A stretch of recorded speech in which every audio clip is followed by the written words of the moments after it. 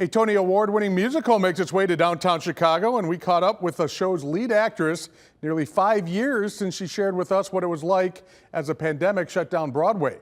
Carolee Carmello stars in the national tour of Kimberly Akimbo.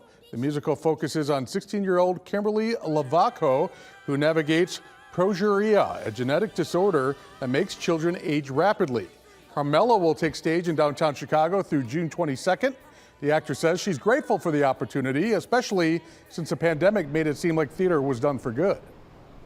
Broadway and touring and even regional theater has come back like gangbusters. So I think we were a little starved during those couple of years, and now people are kind of exploding back into that theatrical energy.